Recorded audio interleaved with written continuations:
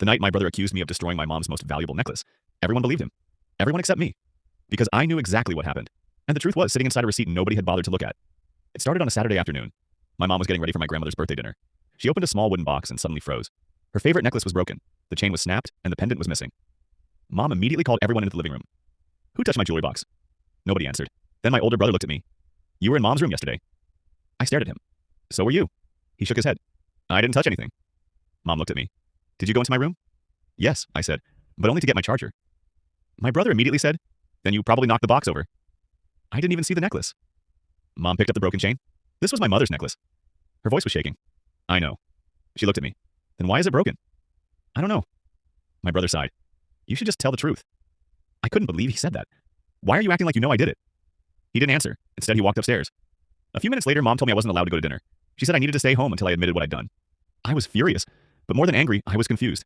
I hadn't touched the necklace. That night, while everyone went to my grandmother's birthday dinner, I stayed home. I kept thinking about what my brother had said. Then I remembered something. The day before, I had seen my brother holding Mom's jewelry box. I hadn't thought anything of it. Until now. I went downstairs and checked the trash. Inside was a crumpled receipt. It was from a jewelry repair shop. The date was from that same afternoon. I stared at it.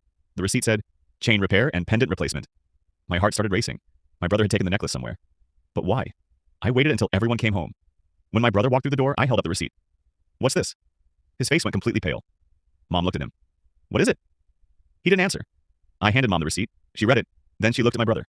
Did you take my necklace? He finally admitted it, but his explanation wasn't what I expected. He hadn't broken the necklace. He had accidentally damaged it while trying to move it. He was afraid Mom would be angry, so he secretly took it to a repair shop. But the repair shop couldn't replace the pendant immediately. They gave him the damaged necklace back. He brought it home. And then he made a terrible decision.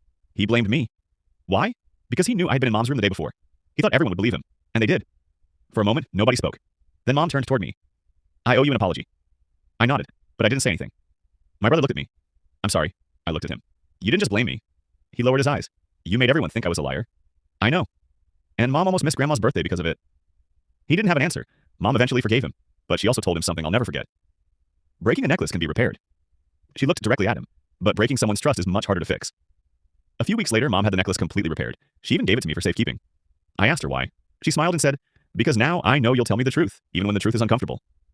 And honestly, that meant more to me than the necklace ever could, because sometimes the biggest proof that you're telling the truth is simply refusing to change your story when everyone else wants you to.